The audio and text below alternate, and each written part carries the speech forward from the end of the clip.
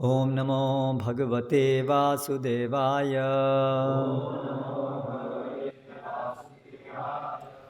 ओम नमो भगवते वासुदेवाय। ओम नमो भगवते वासुदेवाय।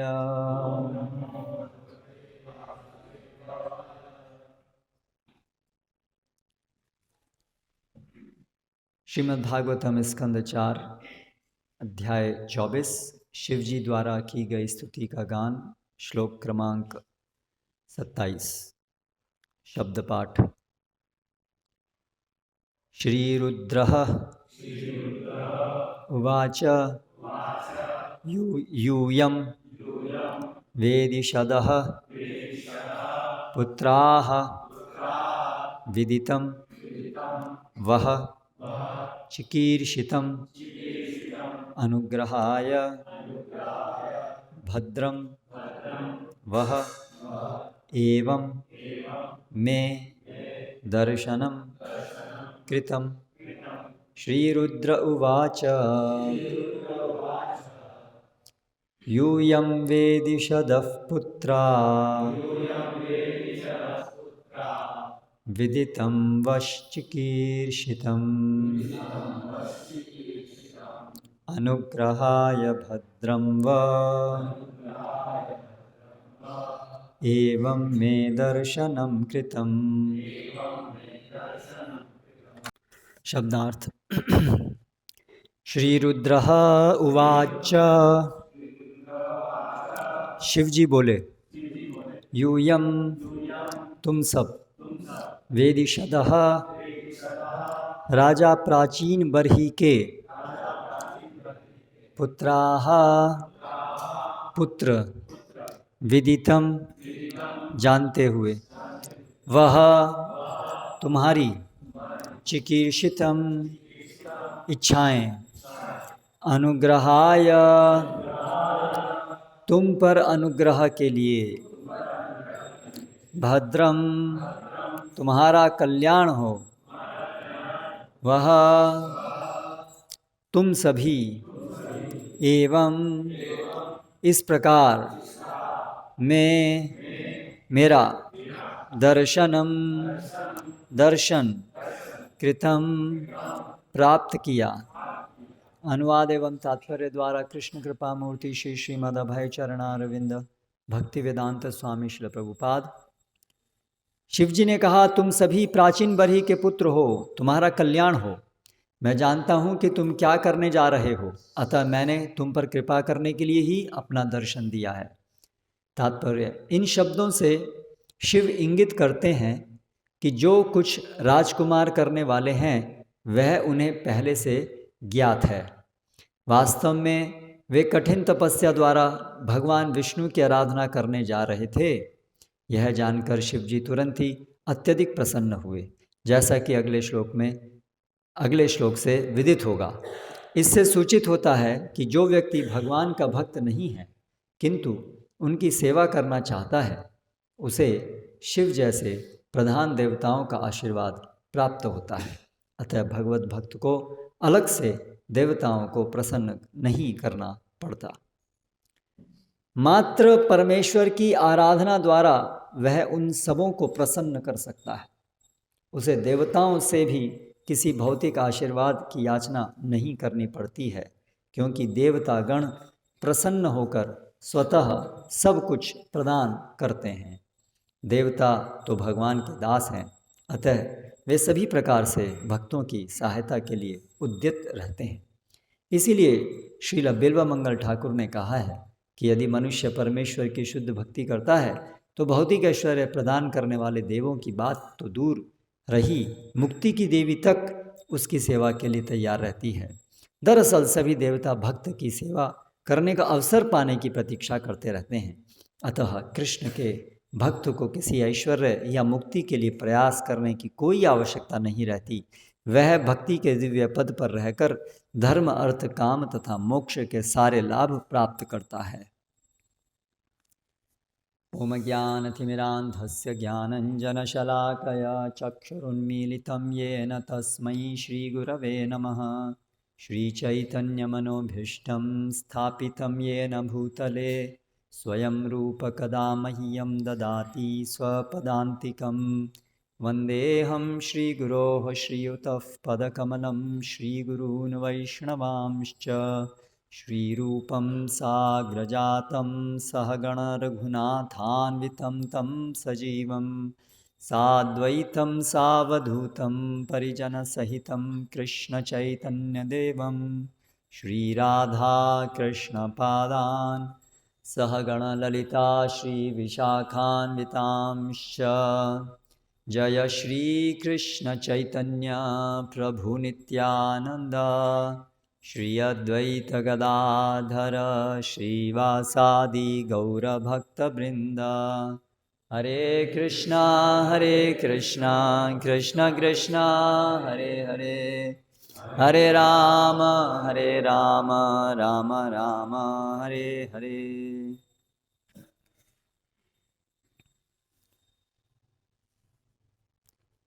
अभी शिव जी प्रचेताओं को संबोधित करना आरंभ करते हैं और उनको बता रहे हैं कि वे उनसे अत्यंत प्रसन्न हैं। शिव जी प्रचेताओं से प्रसन्न हैं और इसीलिए वे अपना दर्शन उनको दिए हैं और अपनी शिक्षाएं भी उनको देंगे। तो भक्तों और देवताओं में क्या आदान प्रदान होता है, इसको हम इस प्रसंग से समझ सकते हैं।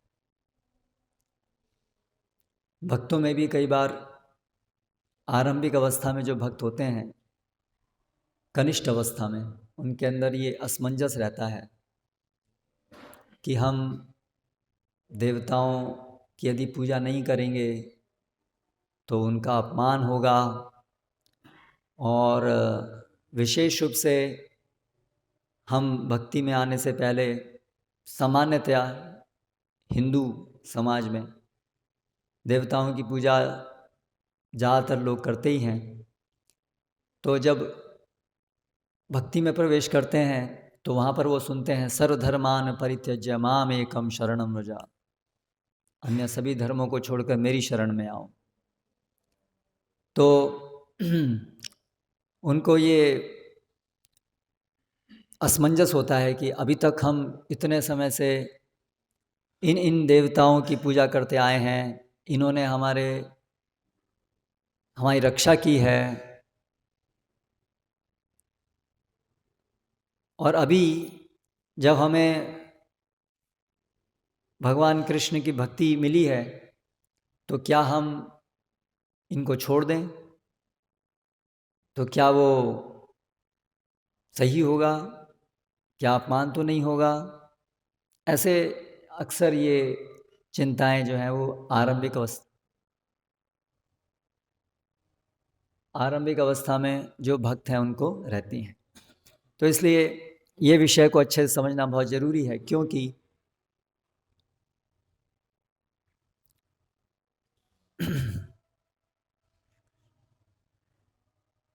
अन्य देव आश्रय नहीं, भक्ति सही प्रकार से संपन्न करने के लिए देवताओं का आश्रय लेना, देवताओं के अंदर वे स्वतंत्र शक्तिशाली हैं ऐसी आस्था बनाए रखना, ये भक्ति के लिए घातक है। भगवान की अनन्य शरण जो शुद्ध भक्ति का मूल लक्षण है, उसमें अगर भगवान के अतिरिक्त अन्य किसी भी व्यक्ति के अंदर हमारी ऐसी श्रद्धा है कि ये भगवान से अलग इनकी अपनी शक्ति है, तो वो भक्ति में बाधा है। और इस भौतिक जगत में जो देवी देवताओं की पूजा होती है वो इसी गलत समझ से होती है। इसी को ही देवी देवता पूजा कहते हैं कि देवी देवतागण वो अलग अलग व्यक्ति हैं, पर्सनैलिटीज़ हैं जिनकी अपनी स्वतंत्र शक्ति है। और इसीलिए हम अगर उन्हें प्रसन्न करेंगे तो जो उनकी अपनी स्वतंत्र शक्ति है उससे वो हमें वरदान प्रदान करते हैं, रक्षा प्रदान करते हैं।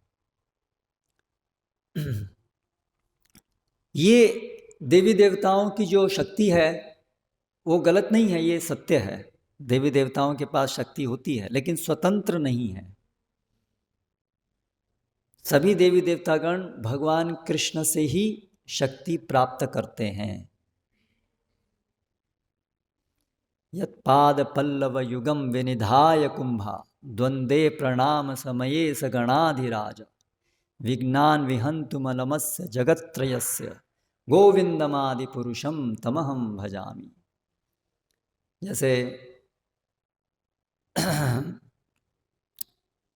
बताया गया है कि गणेश जी जो इस संसार में विघ्न का विनाश करते हैं, लेकिन वो कैसे अपने इस विघ्न को विनाश करने की शक्ति प्राप्त करते हैं कि वो द्वंद्वे प्रणाम समये प्रणाम करते हैं। वो यदपाद पल्लव भगवान के जो चरण हैं उन पर अपना मस्तक रखते हैं और उसके द्वारा विज्ञान विहंतुम विघ्नों को हटाने की जो शक्ति है इस प्रकार से गोविंद से प्राप्त करते हैं। उसी प्रकार हम ब्रह्म संहिता में दुर्गा देवी के विषय में सुनते हैं। सृष्टि स्थिति प्रलय साधन शक्ति रेखा इच्छानुरूपमप्यस्य चेष्टते सा। जो दुर्गा है वो भगवान की इच्छा के अनुसार इस जगत का संचालन करती हैं। छायेव यस्य भुवनानि बिभर्ति दुर्गा, वो भगवान की एक छाया के रूप में है। उसी प्रकार शिवजी क्षीरम यथा दधि विकार विशेष योगा संजायते नहीं ततः पृथगस्ति हेतो यह शंभुतामपि तथा समुपित कार्यम गोविंदमादि पुरुषम तमहम भजामि। जो शिवजी हैं वे भी भगवान कृष्ण का ही एक विस्तार है। उसी प्रकार यक्षुरेश सविता सकल ग्रहाणाम राजा समस्त मूर्तिरशेष तेजा यस्याग्नया भ्रमतो संभृत काल चक्रो गोविंदमादि पुरुषम तमहम भजामि। उसी प्रकार जो सूर्य हैं जो समस्त देवताओं के राजा हैं, तो वे भगवान की आज्ञा से यस्याग्नया भ्रमतो संभृत काल चक्रो, जो काल है ये सूर्य, वो भगवान की आज्ञा से ही भ्रमण करता है। तो इस प्रकार ये शास्त्र का विधान है, ये समझ हमें आनी चाहिए कि एकल ईश्वर कृष्ण आर सब भृत्या, केवल एक ही ईश्वर हैं कृष्ण, आर सब भृत्या, बाकी सब उनके दास हैं। उनके दास होने पर उनकी शक्ति महान महान हो सकती है। शिवजी व्यावहारिक रूप से विष्णु के समान ही हैं, उनकी शक्ति विष्णु के समान ही है। इस भौतिक जगत में शिवजी, दुर्गा जी जो उनकी अर्धांगिनी है, उनके साथ इस भौतिक जगत का संचालन का कार्य मुख्य रूप से उनके माध्यम से ही होता है। तो इस तरह से उनकी अपार शक्ति है। लेकिन इसका अर्थ ये नहीं है कि शिवजी की शक्ति स्वतंत्रता से उनके पास है। शिवजी की शक्ति केवल कृष्ण की शक्ति का ही मैनिफेस्टेशन, प्रकटीकरण है। तो अन्य देवताओं की बात क्या कहें। महादेव के विषय में यदि ये है तो अन्य देवताओं के विषय में क्या कहें। लेकिन जो लोग इस भौतिक जगत में भोग ऐश्वर्य को प्राप्त करने के लिए अत्यंत व्याकुल रहते हैं, उनके अंदर ये श्रद्धा नहीं बैठती है कि कृष्ण से ही वो सभी शक्तियां प्राप्त हो रही हैं। वो उनके अंदर श्रद्धा नहीं बैठती है। यामिमां पुष्पितं वाचं प्रवदन्ति अविपश्चिताः वेदवादरताः पार्था नान्यदस्तीति वादिनः कामात्मानः स्वर्गपरा जन्म कर्म फलप्रदान क्रिया विशेष बहुलान भोग ऐश्वर्य गतिम प्रति। तो जो लोग भौतिक जगत में अत्यधिक आसक्त होते हैं, अत्यधिक आसक्त, वो शास्त्रों के इन कथनों के प्रति आकर्षित होते हैं जिनमें देवी देवताओं की पूजा उपासना बताई गई है। ये फल प्राप्त करने के लिए इन देवता की पूजा करो, ये प्राप्त करने के लिए इनकी पूजा करो। और आप देख सकते हैं कि अभी जो भी बचा कुचा वैदिक संस्कृति बची है उसमें लोग कितना उत्साह से देवी देवताओं की पूजा करते हैं, क्योंकि उनको तो जिनको भोग ऐश्वर्य प्राप्त करना है, शास्त्र क्योंकि माँ के समान है सबकी, तो वो जो पथभ्रष्ट जीव हैं भोग कर रहे हैं, तो शास्त्र उनको भगवान की तरफ क्रमिक रूप से ले जाते हैं। उनको पहले उनके भोग ऐश्वर्य का मार्ग शास्त्र में दिखा करके कि आप भोग ऐश्वर्य चाहते हैं तो शास्त्र आपकी सभी इच्छाएं पूरी करेगा। कल्पतरु, शास्त्र कल्पतरु है, सभी इच्छाएं शास्त्रों के द्वारा पूरी होंगी। इससे उनकी श्रद्धा शास्त्रों में स्थापित होती है। अच्छा, हमारी इच्छाएं शास्त्रों के द्वारा पूरी होंगी, वो वेरी गुड, शास्त्रों में सब कुछ है। तो ऐसे, और जब वो उसको करते हैं, शास्त्रों में दिए गए विधि विधान देवी देवताओं की पूजा से, क्षिप्रम ही मानुष्य लोके सिद्धिम भवति कर्मजा, ये जो पुण्य कर्म है, कर्म करने से क्षिप्रम बहुत जल्दी ही इस मनुष्य लोक में सिद्धिम भवति, जो हमारी इच्छाएं उनकी पूर्ति होती है, कर्मजा।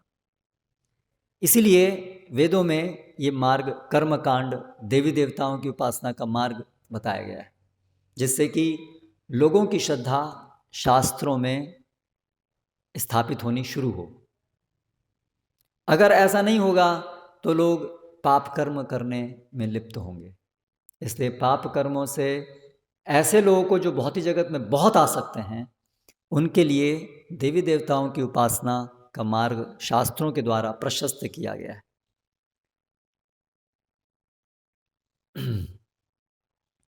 तो ये सब जो मार्ग है देवी देवताओं की पूजा उपासना का, लोके व्यवसाय क्या है, लोके व्यवाय, हाँ, लोके व्यवाय, हाँ, तो ये सब जो शास्त्रों में कहीं कहीं ऐसा प्रतीत होता है कि भौतिक इच्छाओं को पूरा करने के लिए प्रेरित किया गया है यज्ञ के द्वारा, ये यज्ञ करो, ये फल प्राप्त करो। तो उन सभी शास्त्र के निर्देशों का उद्देश्य अंततः सभी जीवों को समस्त प्रकार की भौतिक इच्छाओं से शुद्ध करके भगवान कृष्ण की शरण में लेके आना है। लेकिन सीधे सीधे संभव नहीं होता है जब जीव बहुत अधिक भौतिक जगत में आसक्त होते हैं उस समय। इसलिए उनको अभी धीरे धीरे धीरे रेस्ट्रिक्टेड वे में, सीमित तरीके से प्रोत्साहन दिया जाता है भोग करने का। तो वो जो रेस्ट्रिक्शंस हैं भोग करने की, यानी कि कर्म के द्वारा भोग करना, पुण्य कर्म के द्वारा भोग करना है, पुण्य कर्म के बाहर नहीं भोग करना है। ये जो लिमिटेशन है, रेस्ट्रिक्शन है, ये अंततः उन्हें इस भौतिक भोग की इच्छा से निकालने के लिए है, ना कि उसको प्रेरित करने के लिए। लेकिन जो लोग आसक्त होते हैं उनको वो चीज़ समझ में नहीं आती है। वो सोचते हैं ये नियम दिए गए हैं जिससे हम भोग करें, हाँ, लेकिन दंड मिलेगा, नियम के बाहर नहीं जाना है, दंड मिलेगा। तो इसलिए वो इनसे आकर्षित होते हैं। इसलिए उस वहाँ तो जो लोग इनसे आकर्षित होते हैं शास्त्रों की इस भाग से, कर्मकांड भाग से, उनको यहाँ बताया गया है पुष्पिताम वाचम। पुष्पिता, पुष्प, एक बहुत ही सुंदर फ्लावरी लैंग्वेज। इस प्रकार से शास्त्रों की ये जो भाग है, विभाग है, उसमें उनको ये आकर्षित करने के लिए ऐसे वचन दिए गए हैं। और ये सत्य हैं वचन, ऐसा नहीं कि ये झूठ है, लेकिन ये शास्त्र का परम गंतव्य नहीं है। तो वेदवाद रतः पार्था, जो वेदों को के वास्तविक अर्थ को नहीं जानते हैं, उनको वेदवाद रतः कहते हैं। वो सोचते हैं कि हम वेदों को जानते हैं, हम वेदों को पालन करने वाले हैं। तो आप देखिए, जितने भी देवी देवताओं को पूजा करते हैं, उनको बहुत विश्वास होता है, हम तो वेदों को ही मानते हैं, हम तो वेदों को ही पालन करते हैं। लेकिन वो वेदवाद रता है, वो तथाकथित रूप से वेदों का पालन करने वाले हैं, वो वास्तविक मर्म को नहीं जानते हैं। वेदवाद रता पार्था न अन्यत अस्ति इति वादिनः। वो ये सोचते हैं वेदों में, वेदों की परम वाणी यही है कि देवताओं की पूजा करो और इस जगत में भोग करो, स्वर्ग जाओ। 11वें स्कंद में भगवान श्री कृष्ण उद्धव को बताते हैं कि ये जो इस प्रकार कर्मकांड विचार से जो लोग बहुत अधिक आसक्त होते हैं भौतिक जगत में, कर्मकांड के विचार से देवताओं की पूजा करते हैं, उनका होता है हम स्वर्ग जाएंगे और फिर वापस आना पड़ेगा, फिर से पुण्य कर्म करेंगे, फिर से स्वर्ग जाएंगे और ऐसे करके फिर वापस आएंगे, फिर बहुत अमीर परिवार में हमारा जन्म होगा, बहुत एरिस्टोक्रेटिक फैमिली में हमारा जन्म होगा, फिर पुण्य करेंगे, फिर स्वर्ग जाएंगे। ऐसे करके उनका विचार चलता रहता है और वो कभी भी मेरी भक्ति करने के लिए तत्पर नहीं होते हैं। तो जो भोग ऐश्वर्य में लिप्त होते हैं, आसक्त होते हैं, वो भगवान की भक्ति करने के लिए उनके अंदर रुचि नहीं होती है।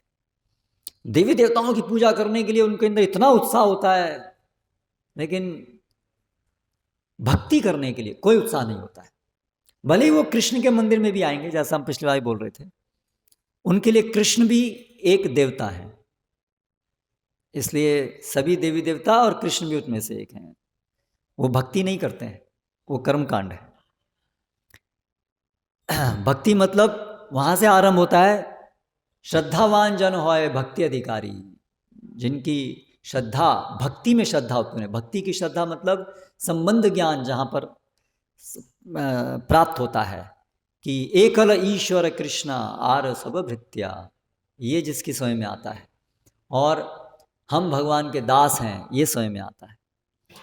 हमारा जीवन केवल भगवान के ऊपर आश्रित है, सभी देवी देवतागण उन्हीं के अधीन हैं।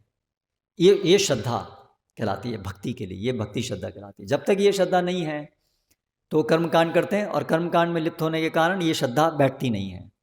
तो इसलिए भगवान कह रहे हैं, भोग ऐश्वर्य प्रसक्तानाम तया अपहृत चेतसाम व्यवसायात्मिका बुद्धि समाधौ न विधीयते। जब तक इस प्रकार व्यक्ति भोग और ऐश्वर्य में अत्यधिक आसक्त रहता है, तब तक उसकी व्यवसायात्मिका बुद्धि नहीं होती है। व्यवसायात्मिका बुद्धि एकेह कुरु नंदना बहुशाखा ही अनंताश्च बुद्धयो अव्यवसायी नाम। जो भगवान श्री कृष्ण या विष्णु राम को समझता है ये हैं भगवान और मैं उनका दास हूँ, तो उसकी बुद्धि व्यवसायात्मिक होती है, एकनिष्ठ होती है। लेकिन जो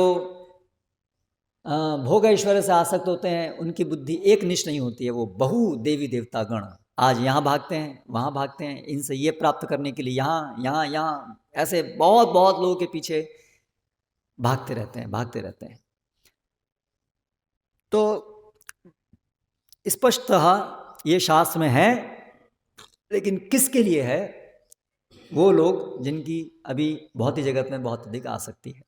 भगवान श्री कृष्ण भगवद गीता में ही बताते हैं, देवान भावयता नेना ते देवा भावयंत वह परस्पर भावयंत श्रेय परम वाप्स्य था। कि इस प्रकार से जो कर्मकांड के स्तर पे जो लोग हैं, वो देवताओं की पूजा करते हैं, देवता उनकी पूजा से प्रसन्न होकर उनको धन संपत्ति प्रदान करते हैं। इस प्रकार परस्पर आदान प्रदान से लोग जो हैं सुख समृद्धि प्राप्त करते हैं। ये है वास्तविक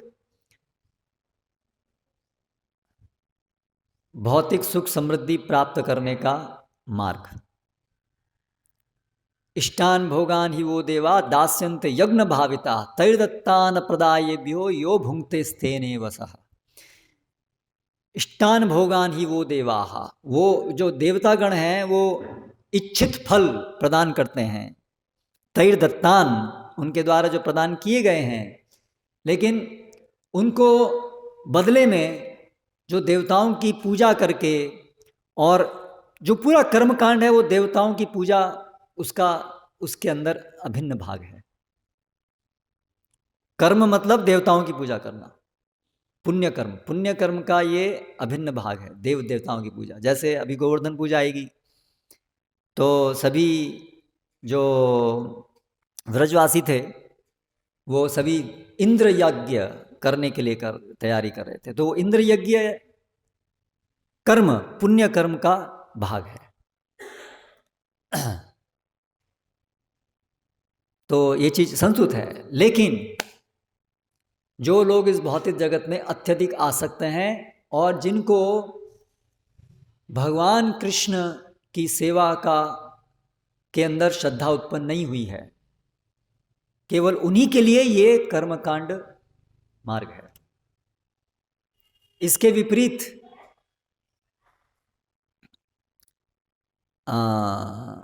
जिनके हृदय में भगवान श्री कृष्ण के दिव्य लीलाओं, दिव्य रूप, दिव्य धाम की स्थिति के विषय में श्रद्धा उत्पन्न हो गई है और भौतिक जगत से भी वो अत्यधिक आसक्त नहीं है, उनके लिए भक्ति है। और जब उसको श्रद्धा कहते हैं, और जब ये श्रद्धा भक्ति में उत्पन्न हो जाती है तब उसके लिए कर्मकांड का पालन करते रहना भक्ति में बाधा होती है। इसीलिए जब कोई भक्ति का अधिकारी बनता है तो कर्मकांड का अधिकार उससे छूट जाता है। अगर हम सीढ़ी पर चढ़ रहे हैं तो पहली सीढ़ी पे कदम रखते हैं, दूसरा कदम दूसरी सीढ़ी पे रखते हैं। अगर तीसरी सीढ़ी पे कदम रखना है तो पहली सीढ़ी वाला कदम उठाना पड़ेगा, तभी जाकर के तीसरी सीढ़ी पे रखेंगे। अगर हम वहीं के वहीं कदम बनाए रखेंगे तो फिर ऊपर नहीं चढ़ेंगे। तो उसी प्रकार से अगर कोई भक्ति में प्रवेश कर रहा है, श्रद्धा उत्पन्न हो रही है, लेकिन उसको डर लग रहा है, पहले वाला कदम कैसे उठाऊं, देवी देवताओं को कैसे छोड़ूं, मैं आज तक उनकी पूजा सेवा करता आया, कैसे छोड़ूं, तो उसके वो बाधा है। अभी भक्ति में प्रवेश करने को तैयार हो रहा है लेकिन आगे बढ़ नहीं पाएगा, क्योंकि इधर डर लगा हुआ है कि देवताओं की पूजा अगर नहीं की तो देवताओं का अपमान होगा, देवता रुष्ट हो जाएंगे। या ये क्या दिखा रहा है कि अभी उसकी श्रद्धा पक्की नहीं हुई है कि एकल ईश्वर कृष्णा, वो अभी भी उसके मन में है, ये कुपित हो जाएंगे। मतलब मैं भगवान की पूजा कर रहा हूँ और ये यहाँ कुपित हो जाएंगे, मैं दंड दे देंगे। इसका मतलब भगवान से इंडिपेंडेंट उनकी शक्ति है, ये दिखा रहा है। तो इसलिए वो भक्ति में बाधा है। तो शास्त्रों में बताया गया है अगर कोई व्यक्ति भौतिक जगत में आसक्त होता है और वो देवताओं की पूजा नहीं करता है तो देवता उसको दंड देते हैं, ये पाप कर्म कहलाता है। लेकिन वही देवता, जो व्यक्ति भगवान श्री कृष्ण की शरण लेता है, वो देवता उसके मार्ग में कोई बाधा उत्पन्न नहीं करते हैं, बल्कि उसको मदद करते हैं भगवान की भक्ति करने में। ये शास्त्रों का वचन है। विश्वनाथ चक्रवर्ती ठाकुर वो श्लोक उद्धृत करते हैं 3 अध्याय में भगवत गीता के 17वें श्लोक में, यस्तु आत्मरतिरेव स्यात्, ये श्लोक और उससे अगला श्लोक, नैव तस्य कृतेनार्थो। ये श्लोक के तात्पर्य में विश्वनाथ चक्रवर्ती ठाकुर वो श्रुति मंत्र उद्धृत करते हैं, जहाँ पर ये बताया गया है कि देवतागण जो भौतिक जगत में आसक्त है लेकिन उनकी पूजा नहीं करता, उसको दंड देते हैं, और वही देवता जो भौतिक आसक्ति से निकल गया है वो उसके मार्ग में कोई बाधा उत्पन्न नहीं करते हैं, उससे बड़े प्रसन्न होते हैं। तो यहाँ पर हम ये देख रहे हैं कि शिव जी किस प्रकार प्रसन्न हो रहे हैं प्रचेताओं से। क्यों? क्योंकि उनकी अनन्य श्रद्धा है विष्णु में। वो ये स्पष्टतः जानते हैं एकल ईश्वर कृष्ण वासुदेवम सर्वम इति स महात्मा सुदुर्लभा। वासुदेव ही सर्वम है, ये श्रद्धा होना ये भक्ति की श्रद्धा है। शुद्ध भक्ति के लिए और इससे आगे जाना होगा।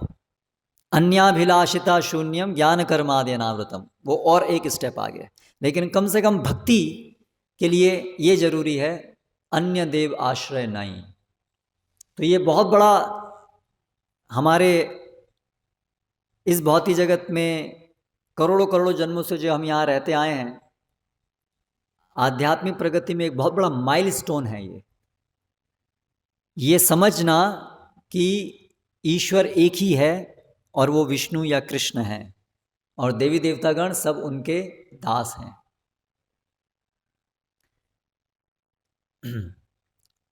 तो जब वो व्यक्ति इस प्रकार की श्रद्धा को प्राप्त करता है तब उसको भक्त कहते हैं। उससे पहले उसको कर्मी कहते हैं। जो कर्मकांड के स्तर पर उसको कर्मी कहते हैं। जब किसी की श्रद्धा इस प्रकार से उत्पन्न होती है कि एक ही ईश्वर है कृष्ण, तब उसको भक्त कहते हैं।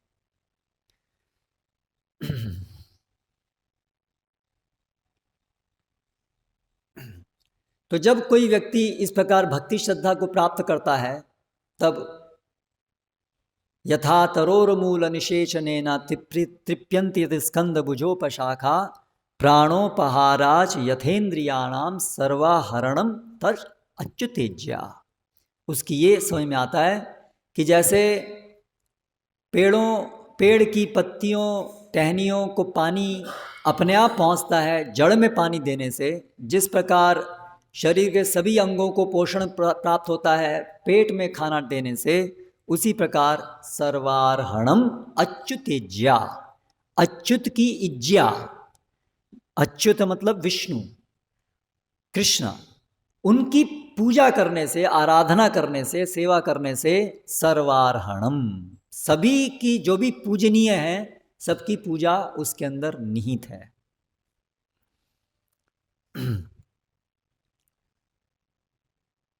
और जो भगवान की इस प्रकार भक्ति श्रद्धा से भगवान की सेवा करता है, उसे जीवन के लिए जो भी आवश्यकताएं होती हैं मेंटेनेंस के लिए, वो सब उसे स्वयं भगवान देते हैं। अभी उसको देवी देवताओं को अलग से उनकी पूजा याचना करके उन सुविधाओं को प्राप्त करने की आवश्यकता नहीं है।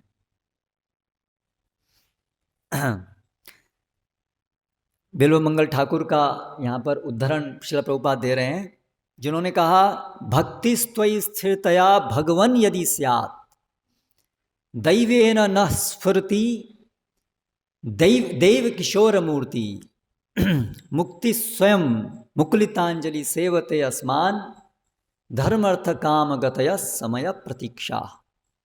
बिल्वमंगल ठाकुर प्रार्थना करते हैं भक्ति स्त्वयि, हे भगवान आपके अंदर जो भक्ति है स्थिरतया दृढ़ता से यदि स्यात्, यदि हो जाती है, दैवेन न स्फुरति देव किशोर मूर्ति, तो हमारे हृदय के अंदर भगवान प्रकट होते हैं। मुक्ति, जो मुक्ति देवी है, मुक्ति प्रदान, मुक्ति के अधिष्ठाता देवी, मुक्ति प्रदान करने वाले मुक्ति प्रदाता सर्वेशाम विष्णु एव न संशय, लेकिन उनकी जो अधिष्ठाता देवी है वो मुक्ति स्वयं मुकुलितांजलि, हाथ को जोड़ करके सेवते अस्मान, ऐसे भक्त जिसकी भगवान में स्थिर हो गई है भक्ति, मुक्ति देवी उस भक्त की सेवा करने के लिए हाथ जोड़ करके द्वार पे खड़ी रहती है। मैं आपकी सेवा में हूँ। जिस मुक्ति को प्राप्त करने के लिए योगी जन, ज्ञानी जन कठिन तपस्या और वैराग्य का पालन करते हैं, अभ्यास करते हैं, वो मुक्ति ऐसे भक्तों की सेवा करने के लिए हाथ जोड़ करके तैयार रहती है कि कभी भी आवश्यकता हो तो बताइए। और धर्म अर्थ काम गतया समय प्रतीक्षा।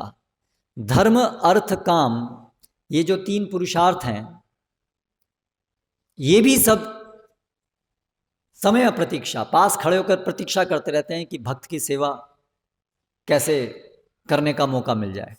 तो फिर भक्तों को अलग से और कोई विधि भौतिक आवश्यकताओं को प्राप्त करने के लिए करने की आवश्यकता क्या रह जाती है, जब सभी मुक्ति, धर्म, अर्थ, काम सभी कुछ तो केवल भक्ति करने से उनको अपने आप प्राप्त हो जाते हैं।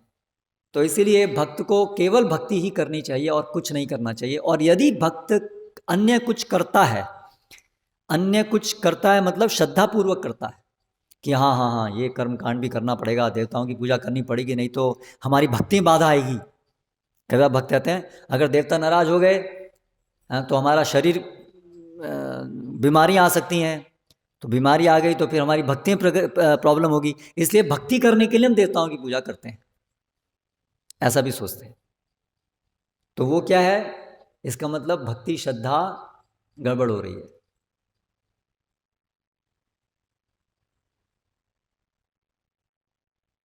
तो वो बाधा है। अगर भक्ति में आने के बाद हमारे नीचे के जो स्तर हैं, ज्ञान कर्म, उसमें अगर हमारी श्रद्धा है तो बाधा है। इसलिए शुद्ध भक्ति की परिभाषा में ज्ञान कर्मादि अनावृतम कहा गया है। शुद्ध भक्ति तभी होती है जब ज्ञान और कर्म से आवृत नहीं हो।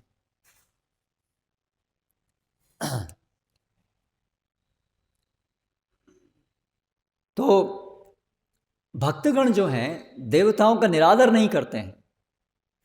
अन्य देव अन्य शास्त्र निंदा नहीं, भक्तों का लक्षण है वो देवताओं की निंदा नहीं करते हैं, लेकिन वो यथावत जानते हैं कि देवतागण भगवान विष्णु के अंश हैं और वो प्रसन्न हैं अगर हम भगवान की भक्ति करते हैं। जैसे शिव जी यहाँ कह रहे हैं मैं अत्यंत प्रसन्न हूँ आपसे। और अगर कभी कभार देवता, कभी कभी कुछ देवता, इंद्र कभी कभी भ्रमित भी होते हैं, वो कभी कभी भूल जाते हैं कि उनकी शक्ति तो कृष्ण से ही आई है, जैसे कि गोवर्धन पूजा के प्रसंग में हम देखते हैं। तो ऐसा कभी हो भी जाता है यदि, तो फिर भगवान भक्तों की रक्षा करते हैं। तो इसलिए भक्तों को किसी भी हालत में अन्य किसी देवता की शरण नहीं लेनी चाहिए। ये उनके भक्ति मार्ग में बहुत बड़ी रुकावट है। इसमें बड़ा कष्ट होता है जब कोई भक्ति में आता है, तो हम लोग जाते हैं घरों में तो सबके देवी देवताओं की फ़ोटो होती है, आल्टर में पूजा करते हैं, नियमित अभी भी कर रहे होते हैं। तो इसलिए देवी देवताओं को वहाँ से हटाने की ज़रूरत है। वो उनका अपमान करने के लिए नहीं है, लेकिन उनके हृदय के अंदर जो ये अभी भक्ति का जो छोटा सा अंकुर फूट रहा है, वो अच्छे से आगे बढ़ सके, उसके लिए ज़रूरी है कि ये सब जो अन्य खरपतवार हैं, ये सब उन्मूलन किया जाए। तो वो देवताओं का अपमान नहीं है, लेकिन उनके अंदर जो ये देवताओं के प्रति जो श्रद्धा बनी हुई है कि ये इंडिपेंडेंट है भगवान से, ये कुपित नहीं होने चाहिए, नहीं तो गड़बड़ कर देंगे। तो वो श्रद्धा, गलत श्रद्धा हटाने के लिए ये ज़रूरी है कि हमारे आल्टर में, हमारे घर में केवल और केवल राधा कृष्ण का ही फोटो हो, उन्हीं की हम नियमित पूजा करते हों, ये जरूरी है। ब्रजवासी गोपीगण तो दुर्गा की पूजा भी करते हैं, शिव जी की पूजा भी करते हैं। वो तो जहाँ जो मिल जाए, जो भी उनको बोले कि हाँ कृष्ण को हम सहायता करेंगे चलने में, तो वो तो उनकी पूजा करने को तैयार है। उनके हृदय में कृष्ण से इतना प्रेम है कि उनकी श्रद्धा कभी डगमगाती नहीं है। वो सबसे केवल कृष्ण को ही मांगते हैं। वो तो पेड़ों से भी, वृंदावन में गूंजती है उनकी आवाज़, पेड़ों से ही मांगते हैं, देखा है कृष्ण को दीजिए। तो लेकिन हम इस भौतिक जगत में जो अभी हैं, हम तो बहुत करोड़ों करोड़ों सालों से, जन्मों से, कई मनुष्य जन्मों में इन देवी देवताओं से आसक्त रहे हैं अपने स्वार्थ के लिए।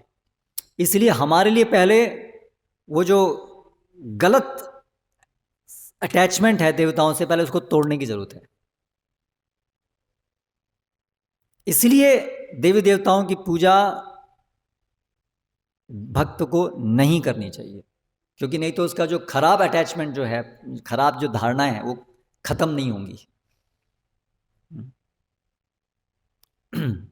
और चैतन्य महाप्रभु ने हमें अपने लीलाओं से दिखाया कि हम सभी देवताओं का सम्मान करते हैं, जो वास्तव में देवता हैं, बनाए हुए मैन्युफैक्चर्ड देवता नहीं, मैन मेड देवता नहीं, जो वास्तव में देवता है।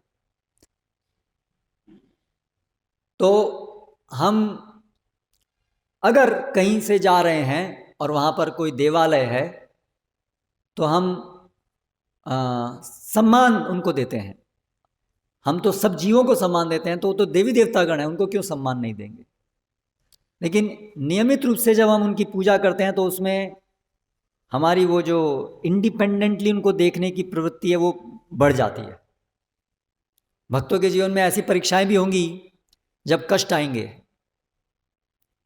तो पहले तो हम बोलेंगे हाँ कष्ट आ रहे हैं, ठीक है, आने दो, कोई बात नहीं, हमने सुना है, कुछ मांगना नहीं है भगवान से। लेकिन फिर कुछ दिन हुए, कुछ महीने हुए, कष्ट जा ही नहीं रहे हैं, तो फिर अब लेवल 2 गियर थोड़ा चेंज होता है।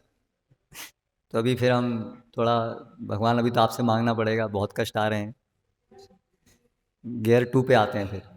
फिर उसके बाद में फिर तो कुछ महीने निकलते हैं, फिर भी कष्ट नहीं जाते हैं, तो फिर अभी भक्त जो हैं वो हिलने लगते हैं, क्या करें अभी, क्या करें, क्या करें। तो फिर कभी कभी गियर 3 में भी गाड़ी आ जाती है, तो अभी शिव जी की पूजा शुरू करते हैं। शिव जी तो महान वैष्णव हैं, इसलिए हम पूजा कर रहे हैं।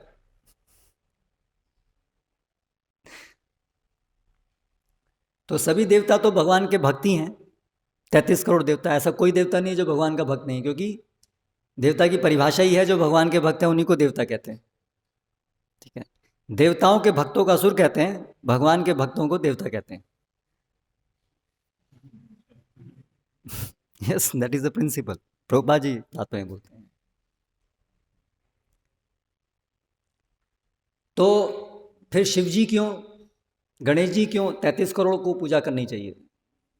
घर में 33 करोड़ फोटो रखेंगे तो घर में हम नहीं रहेंगे, फिर देवता घर नहीं रहेंगे। लेकिन हमें जिनसे अटैचमेंट होता है उन्हीं को रखते हैं। और भक्त लोग फिर नाम ये अपने मन में जस्टिफिकेशन ये देते हैं कि हम तो बस वो समझ करके ही कि ये तो भगवान के दास हैं, ऐसी भावना से ही हम सेवा कर रहे हैं। लेकिन उसमें बहुत रिस्क है, क्योंकि जो हमारा ये अटैचमेंट रहा है वो उससे पोषित हो जाता है। और जब ऐसा समय आता है जब ये गाड़ी 3rd गियर में जाती है, और हमारे आल्टर में अभी शिव जी भी थे, देवतागण भी थे, विघ्न विनाशन, हम गणेश जी को रखते हैं भक्ति में विघ्न नहीं आए इसलिए। तो फिर जब 3rd गियर में गाड़ी आती है, तो फिर हम धीरे धीरे, अभी तो कृष्ण को देख रहे थे, शंकर जी और गणेश जी तो बस रखे हुए थे। फिर धीरे धीरे जब 3rd गियर में गाड़ी आती है, तो फिर धीरे धीरे नज़र जो है घूमती है इधर। अभी थोड़ा इधर भी प्रार्थना कर, वो तो पता नहीं वो तो सुन रहे नहीं सुन रहे, आप तो सुनो। फिर ऐसे करके हमारी उधर से, और फिर हो सकता है कि आपके दुख दूर हो जाएं, क्योंकि क्षिप्रम ही मानुष्य लोके सिद्धिम भवती कर्मजा। और भगवान भी साथ में देख ही रहे हैं, अच्छा तुमने अपनी नज़र अभी उधर रखी है, हाँ ठीक है। तो भगवान जो है वो तो देख ही रहे हैं कि अगर आपको थोड़ा सा भी कहीं और जाना है तो चले जाओ, भगवान तो तैयार ही बैठे हैं, है ना। मुक्ति ददाति करिचित नहीं भक्ति योगम, भगवान मुक्ति भी देते हैं, अपने को नहीं देते हैं। तो भगवान तो हमेशा तैयार ही बैठे हैं। जहाँ आपने कुछ और मांगा कि मुझे अभी कहीं और जाना है, मुझे वो देवता से कुछ मांगना है, भगवान बोलेंगे वेरी गुड, आपकी श्रद्धा और दृढ़ कर देंगे उस देवता में, जाओ गेट आउट फ्रॉम हेयर। तो इसलिए फिर भगवान वो पूरा भी करा देंगे आपका, भगवान ही पूरा करा देंगे, देवता मतलब भगवान की आज्ञा से ही करते हैं। तो आपकी इच्छा, आपके दुख दूर हो जाएंगे, तो अभी आपके मन में श्रद्धा आपकी पूरी पलट जाएगी, हमने तो बहुत समय भक्ति की, कुछ नहीं हुआ, इसलिए हम तो वापस आ गए। तो वापस कहाँ आ गए, जन्म मृत्यु के चक्र में वापस आ गए। तो इसलिए अनन्य शरण, तो ये सब परीक्षाएं होंगी, ऐसा नहीं है भक्ति में ये सब आराम से हो जाएगा सब, क्योंकि हमारे बहुत आसक्तियां हैं हमारी, ये सब आसक्ति को एक एक करके ऐसे कटेंगी, ये कटने में दर्द होगा, सारी आसक्तियां सब गलत फहमी, तो उसके लिए तैयार होना होगा भक्ति में, तभी भक्ति में आगे हम बढ़ पाएंगे। हरे कृष्णा। कोई प्रश्न पीछे कोई? ठीक है, पहले आप पूछ रहे हैं।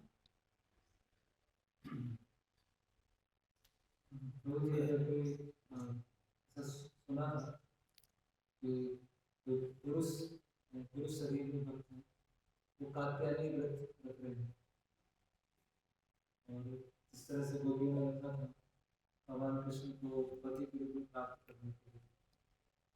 तो कोई अगर बहुत उन्नत अवस्था में है तो वो क्या इस तरह से कर सकते हैं? पहले तो हम में से कोई भी उन्नत अवस्था में नहीं है, जो सोचता है कि मैं उन्नत अवस्था हूँ वो तो बिल्कुल नहीं है, क्योंकि जो उन्नत अवस्था में तो ये नहीं सोचेगा। तो इसलिए हाँ, ये नियम के विरुद्ध है। हम जो भक्ति करते हैं विधि विधान के अनुसार करते हैं प्रथम चरण में, तो वो विधान नहीं है देवी देवताओं की पूजा करने का किसी चीज़ के लिए भी।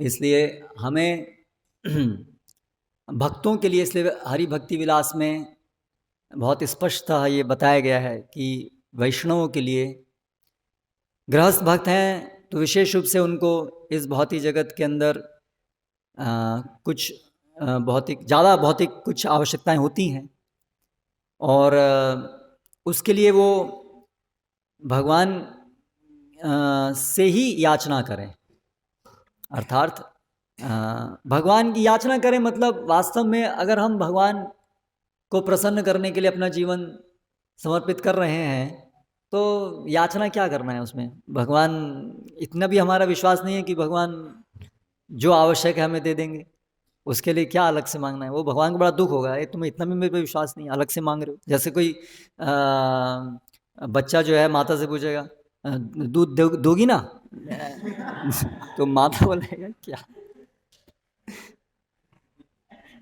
तो उसी प्रकार से भगवान से मांगना ऐसे ही है, लेकिन फिर भी वो फिर नेक्स्ट लेवल है। पर वो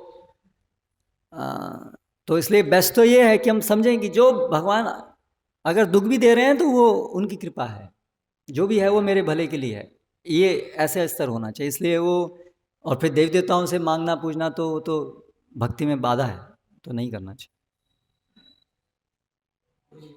भक्त है, स्त्री है, वो कृष्ण को पति मान के उनकी सेवा कर रही है साधक अवस्था में, तो ये क्या भाव वांछनीय?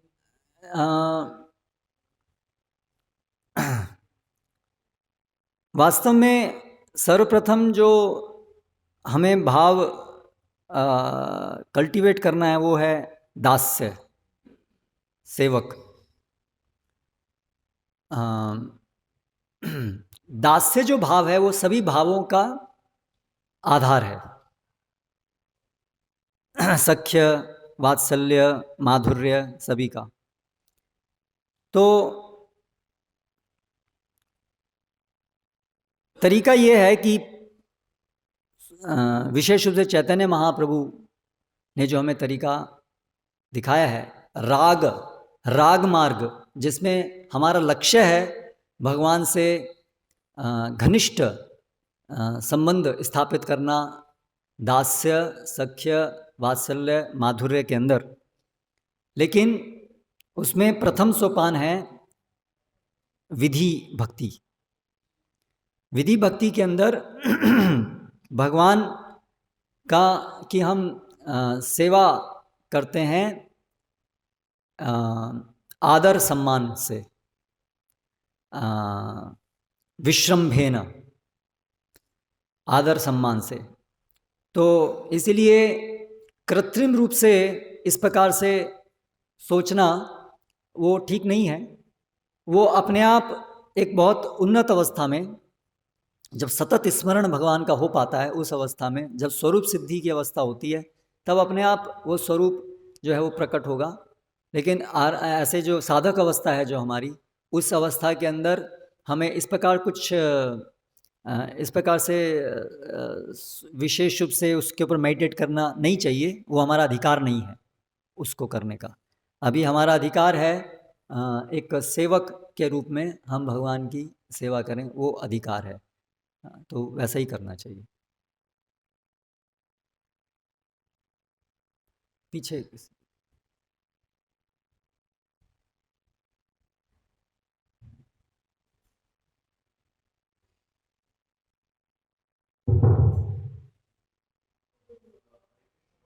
अरे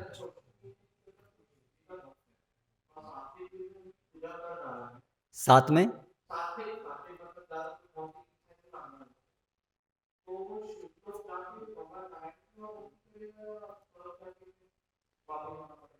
कोई भी आदमी जो किसी की पूजा करता है, उसका कुछ तो अंडरस्टैंडिंग होती है ना कि पूजा क्यों कर रहा है।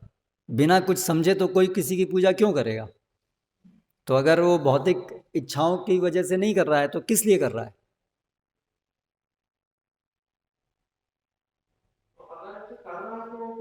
नहीं, पर कर रहा है, पर कर किस लिए रहा है, ये तो बताओ पहले। हैं? नहीं, आप करते हो क्या? तो छोड़ो। पर सवाल आया तो फिर ये भी समझो ना कि कोई ऐसे पूजा नहीं करता है, कोई कुछ समझ से करता है। अरे ये भगवान है, ये मुझे ठीक ठाक रखेंगे, कम से कम भौतिक तो हो सकता है उसकी कोई स्पेसिफिक इच्छा नहीं हो, लेकिन एक जनरल है कि ये बहुत बड़े हैं भाई, इनसे बना के रखो। हाँ, ऐसा हो सकता है कि कहीं कुपित हो गए तो कुछ परेशानी आ जाएगी, ऐसे जनरल फीलिंग हो सकती है। तो वो भी भौतिक इच्छा ही है, सामान्य भौतिक इच्छा है सूक्ष्म रूप में।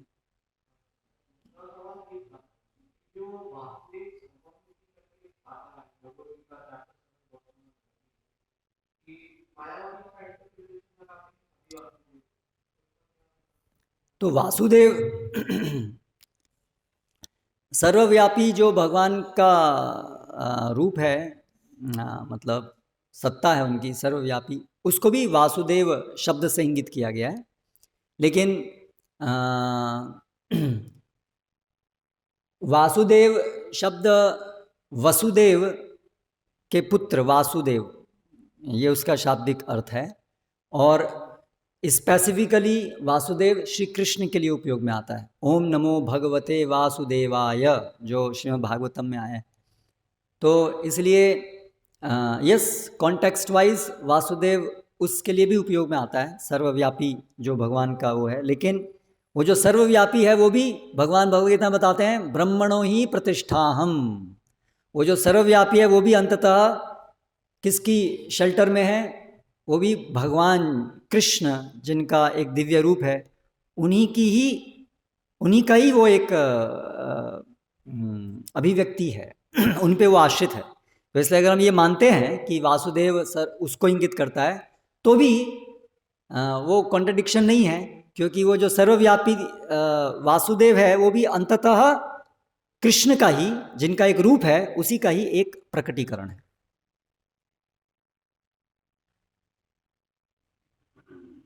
तो जो प्रश्न था आपने थोड़ा इसमें बताया कि मतलब भगवान भक्त का रक्षा करते हैं। क्या भगवान? भगवान भक्त का रक्षा करते हैं, भक्त की रक्षा करते हैं। तो इस कंटेक्स्ट में बांग्लादेश का कैसे है, जैसे बांग्लादेश की बात की। एक मिनट, आप माइक ना बहुत नज़दीक रख रहे हैं, थोड़ा पीछे दूर रखिए और धीरे धीरे बोलिए। हरे कृष्ण। प्रश्न ये था कि जैसे आपने बताया कि बांग्लादेश के भक्त मतलब भक्त का रक्षा करते हैं। तो जो बांग्लादेश के भक्त हैं, किसके भक्त हैं? बांग्लादेश के भक्त हैं, बांग्लादेशी भक्त, बांग्लादेश के भक्त। तो इस कंटेक्स्ट में कैसे समझा जाए कि मतलब उनके साथ जो ऐसा हुआ, पब्लिक भी बहुत बोलता है कि क्या किया भगवान ने, ऐसा ऐसा बोलते हैं, तो इसको कैसे समझा जाए? भगवान रक्षा करते हैं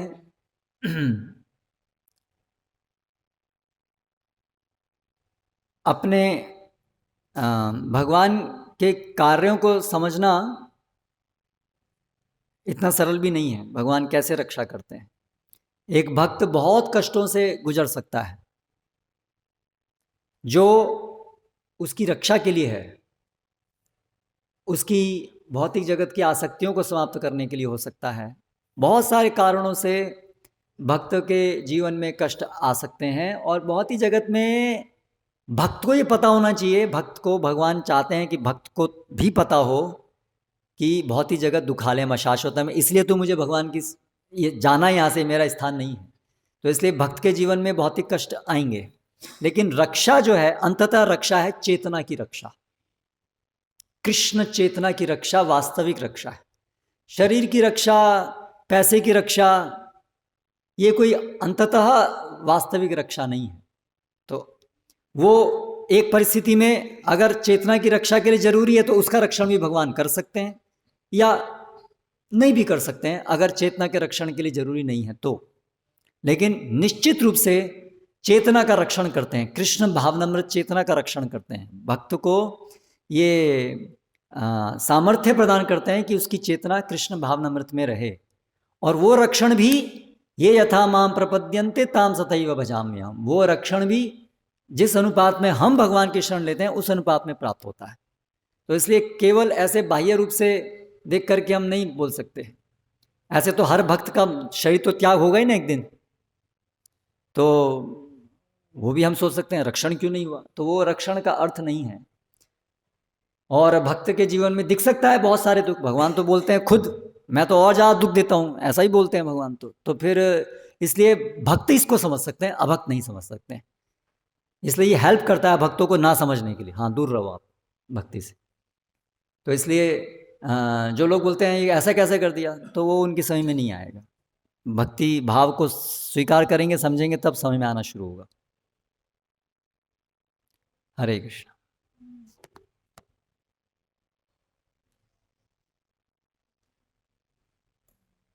हरे कृष्ण प्रभु जी, आपने कहा शुद्ध भक्ति ज्ञान और कर्म से आवृत नहीं होती, इसे प्लीज थोड़ा समझाइए। ज्ञान यहाँ पर अर्थ है कि निराकार ब्रह्म को की उपासना करना, मुक्ति की कामना करते हुए, ऐसे विचार अगर भक्त रखता है, साथ साथ कल्टीवेट करता है, तो वो भक्ति को आवृत कहेंगे, उसकी भक्ति आवृत हो गई। यदि भगवान की पूजा कर रहा है लेकिन मन के अंदर इच्छा है कि मुझे मुक्ति मिल जाए, भगवान की सेवा नित्य करने की इच्छा की जगह उसकी भगवान की पूजा इसलिए कर रहा है कि मुझे मुक्ति मिल जाए, तो वो फिर भक्ति का आवरण हो गया, भक्ति उसकी आवृत, शुद्ध भक्ति नहीं हुई फिर वहाँ। उसी प्रकार से कर्म, यदि कोई व्यक्ति कर्म से आवृत कब कहेंगे, अगर देवी देवता की पूजा नहीं की तो मेरी भक्ति में बाधा प्रोड्यूस करेंगे ये, तो इसका मतलब उसकी भक्ति आवृत हो गई कर्म से। अगर मैं पुण्य कर्म नहीं करूँगा तो मेरी भक्ति रुक जाएगी। तो यानी कि भक्ति को डिपेंडेंट समझना पुण्य कर्म के ऊपर, यानी कि पुण्य कर्मों में और ज्ञान में श्रद्धा बनाए रखना, उससे भक्ति आवृत होती है। लेकिन यदि हम पुण्य कर्म करते हैं अपने शरीर और समाज को स्वस्थ बनाए रखने के लिए, जिससे भक्ति में अनुकूलता प्राप्त हो, उससे हमारी भक्ति आवृत नहीं होती है। जैसे शरीर को हष्ट-पुष्ट रखने के लिए हम पोषण, जो भी आहार है उसको सोच समझ के लेते हैं कि क्या खाना है क्या नहीं खाना है, कितना कब सोना है, कितना सोना है। अब ये सभी भक्ति के तो अंग नहीं है, लेकिन एक भक्त भी ये सब चीज़ें पालन करता है। एक भक्त भी हो सकता है कुछ व्यायाम भी करे। अगर उद्देश्य है कि शरीर जिससे स्वस्थ रह पाए और केवल उतना जिससे केवल शरीर स्वस्थ रह पाए और स्वस्थ शरीर से वो भगवान की सेवा करे, तो फिर वो जो क्रियाएं हैं ये सब कर्म की क्रियाएं हैं, लेकिन अभी उससे उसकी भक्ति आवृत नहीं होगी, क्योंकि वहाँ पर उद्देश्य और केवल भक्ति का अनुकूलता, भक्ति के लिए अनुकूलता प्राप्त करना है। उसी प्रकार ज्ञान, अगर विश्लेषण कोई कर रहा है कि हाँ ये जगत दुखालयम है और अननेसेसरीली अपने को इंद्रिय भोग में लिप्त नहीं कर रहा है, तो इस प्रकार से ऑस्टेरिटीज कर रहा है, कुछ तपस्या कर रहा है, तो भी उसकी भक्ति आवृत हुई ऐसा नहीं कहेंगे ज्ञान से।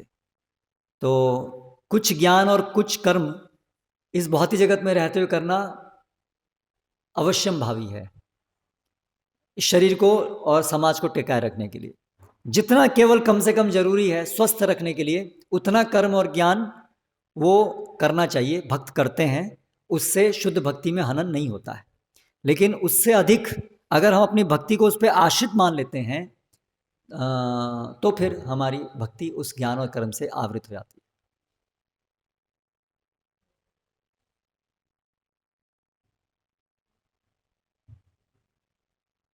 पहला, क्या कृष्ण भक्त को हनुमान जी की पूजा करनी चाहिए? किसको? कृष्ण भक्त को हनुमान जी की पूजा करनी चाहिए। इस जगत में हनुमान जी की जो पूजा होती है वो संकट मोचन एक देवता के रूप में होती है, तो उस प्रकार से हमें नहीं करनी चाहिए। और अगर हम हनुमान जी की पूजा करेंगे तो आप कोई भी हनुमान जी के मंदिर में जाएंगे तो आपको वही उन्हीं का संग मिलेगा, वही लोग मिलेंगे, आपकी सारी जो आरती है वो भी उसी प्रकार से, उसके शब्द भी वही होंगे। तो तब देवता के रूप में उनकी महान शक्ति को देख करके उनसे कुछ प्राप्त करने के लिए हनुमान जी की पूजा करते हैं। तो इसलिए भक्तगण उस प्रकार से हनुमान जी की पूजा नहीं करते हैं। भक्तगण हनुमान जी की पूजा राम, सीता, लक्ष्मण के साथ एक दास के रूप में जो हनुमान जी हैं उस प्रकार से करते हैं। तो हमारे मंदिरों में राम दरबार भी होता है, राम, सीता, लक्ष्मण, हनुमान जी वहाँ होते हैं। तो इस प्रकार से कर सकते हैं, लेकिन इंडिविजुअली अच्छा है घर में हम राधा कृष्ण की उपासना करें, और राम, सीता, लक्ष्मण, हनुमान का दरबार भी हो सकता है घर में, उसमें ऐसा वो मना ही नहीं है। लेकिन अलग से हनुमान जी की पूजा करना तो उसमें फिर वो वही मेंटालिटी, हनुमान जी एक देवता स्वतंत्र रूप से हैं, वो आएगा, तो वैसा नहीं करना चाहिए। बांग्लादेश में देखिए इस्कॉन मंदिर को ही जला दिया गया और 3 ब्रह्मचारियों की उन लोगों ने हत्या कर दी। हाँ, इसके पहले भी ये घटना हो चुकी है, फिर भी बार बार ये दोहराया जा रहा है और मजे से घूम रहे हैं हम लोग। तो आप क्या चाहते हैं, हम क्या करें? भगवान जरा सा भी उनको बचाने क्यों नहीं आए? भगवान अपना कार्य हमसे ज़्यादा अच्छे से कर रहे हैं, उन्हें आप करने दीजिए। आप भगवान को मत सिखाइए कि भगवान को क्या करना है। भगवान को हम सिखाएंगे आपको क्या करना है। भगवान क्यों नहीं कर रहा है? हम क्या जानते हैं भगवान को क्या कैसे करना चाहिए? हाँ, हम सिखाएंगे भगवान को। ब्रह्मचारियों ने तो कोई गलती नहीं करी, वो तो पूजा में लीन थे। तो ब्रह्मचारियों को कोई, अगर वो उनमें लीन थे तो उनका शरीर मरा तो उनको क्या समस्या हुई? शरीर तो मर सकता है। अगर वो लीन थे तो उनका शरीर से कोई आसक्ति नहीं थी। अगर शरीर से आसक्ति नहीं थी तो उन्होंने ब्रह्मचारियों को मारा कैसे? जब ब्रह्मचारी अगर भक्ति में लीन है तो वो तो समझ ही नहीं रहे हैं कि हम शरीर हैं, तो उन्होंने तो ब्रह्मचारी को मारा ही नहीं। फिर मारा कैसे? वो तो शरीर को मारा। शरीर तो हर दिन वैसे ही मरता रहता है हमारा, अगर वो नहीं मारेंगे तो वैसे मर जाएगा। नहीं मरेगा, ब्रह्मचारी का शरीर नहीं मरेगा, मरेगा ना। तो अगर वो वास्तव में भगवान के भक्त हैं तो उन्हें कोई कैसे कष्ट प्रदान कर सकता है? अगर भगवान या अर्चा विग्रह में है तो अगर कोई अर्चा विग्रह, मुसलमान कई बार ऐसे हुआ है हिस्ट्री में, अटैक करके लोग मंदिर में डिस्ट्रॉय, आपने आग लगाई, जला दिया, विग्रह को खंडित कर दिया, तो क्या वो भगवान खंडित हो गए? भगवान इसमें हैं, भगवान इससे सीमित नहीं है। भगवान अर्चा विग्रह में हैं, ये जड़ पदार्थ में भगवान अपनी इच्छा से आते हैं। उसका अर्थ ही नहीं है कि भगवान उस जड़ पदार्थ में कैद हो गए हैं, कि अगर अभी कोई उस जड़ पदार्थ को तोड़ेगा तो भगवान टूटेंगे, इसका ये अर्थ नहीं है। भगवान हमारे सबके हृदय में है। इसका मतलब ये नहीं कि भगवान कैद हो गए हैं हमारे शरीर में। तो इसलिए भगवान अपनी इच्छा से कभी ऐसा प्रतीत करा सकते हैं कि असुर जो हैं वो मंदिर तोड़ दिए, ये कर दिए, ठीक है। असुर विमोहन लीला भी होती है, भक्तों को सिखाने के लिए होता है, बहुत कुछ होता है। हाँ, इसलिए ऐसे क्रियाओं को देख करके भगवान की क्रियाओं को भगवान को नहीं समझा जा सकता। भगवान को समझा जाता है भक्ति से, शास्त्र अनुशीलन से, ना कि ऐसे अपने तर्क बुद्धि से घटनाओं को देख करके भगवान को नहीं समझा। ये तरीका नहीं है भगवान को समझने का। तो उस तरीके से यदि हम भगवान को समझने की कोशिश करेंगे, भगवान की क्रियाओं को समझने की कोशिश करेंगे, तो हम कंफ्यूज होंगे, क्योंकि वो तरीका नहीं है। तर्क से तो ऐसी बहुत सारी चीज़ दिखेंगी आपको भगवान की क्रियाओं में जो तर्क संगत नहीं है ना। ये पांडवों को इतना कष्ट भोगना पड़ा, वो कृष्ण सामने खड़े हैं, वहीं साथ में खड़े हैं, उनके ही वो रथ हाँक रहे हैं, सामने खड़े वहीं पे हैं, और अर्जुन लड़ रहा है और इतने सारे बाण लग रहे हैं उसको आप कैसे समझाएंगे? वो तो वहीं खड़े हैं, रथ पे ही है। अर्जुन तो युद्ध करना भी नहीं चाहता था, बोले नहीं युद्ध करो।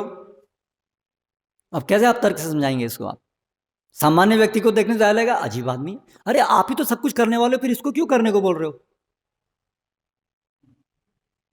तो तर्क से समझने जाएंगे तो आप तो कंफ्यूज हो जाएंगे।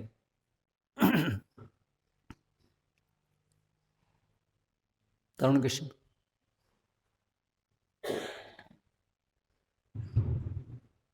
तो जैसे कर्मकांड का एक विशेष भाग है देवी देवता की उपासना पूजा, लेकिन उसी के अंतर्गत हम देखते हैं कि जैसे मैं विलेज में टीचिंग करता हूँ तो बहुत सारे भक्तों के प्रश्न होते हैं, अलग अलग उपवास इत्यादि, जैसे संतान सप्तमी है, वट सावित्री पूजा है, या करवा चौथ है। तो ऐसे अलग अलग व्रत इत्यादि जो है, क्या वो कर्मकांड के भाग है? और वैष्णव को इसमें कितना भाग है? यस, वो सब कर्मकांड के ही भाग हैं। वैष्णव को वो सब नहीं करना चाहिए। ओके, हरे कृष्णा। श्रील प्रभुपाद की जय।